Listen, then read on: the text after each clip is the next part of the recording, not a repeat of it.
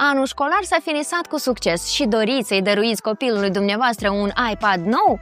Acest video vă va ajuta cu alegerea potrivită a modelului și să transformați un moft într-un cadou util și valoros.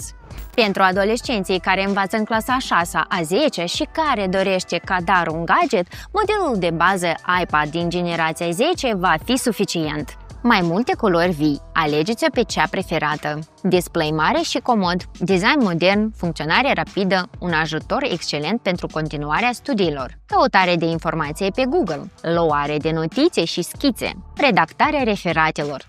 Nu uitați să descărcați aplicații educaționale care vor transforma învățarea într-o joacă și o plăcere. Pentru un elev mai mic, vă recomandăm un iPad mini. Are tot ce trebuie unui copil care abia începe să învețe să fie independent și să caute informații. YouTube, Zoom, caiete digitale și multe altele, iar cu acest display mai mic, copilului va fi cu mult mai ușor să se folosească. Dacă copilul dumneavoastră manifestă talent artistic, atunci alegeți iPad Air cu chip M1. Displayul său este adaptat pentru desen, fiind deosebit de sensibil la presiune. Are o redare a culorilor foarte largă, iar structura ecranului reduce reflexii și permite o muncă foarte precisă cu nuanțele. RAM-ul de la iPad Air este cu mult mai potrivit pentru proiecte complexe.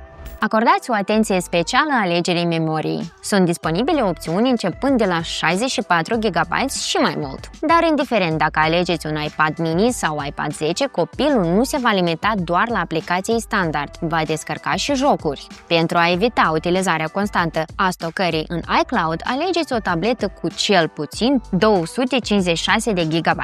Aceasta este un volum optim. Dacă dăruiți un iPad Air cu ideea că va fi folosit pentru desen și proiecte de design, cel mai bine e să optați pentru 512 GB sau chiar 1 TB, mai ales dacă e un viitor student la o facultate creativă. Toate dispozitivele pot fi găsite în linkul din descrierea profilului pe site-ul nostru. De asemenea, ne puteți adresa orice întrebare în comentarii sau să ne scrieți în direct. Vă vom răspunde cu drag!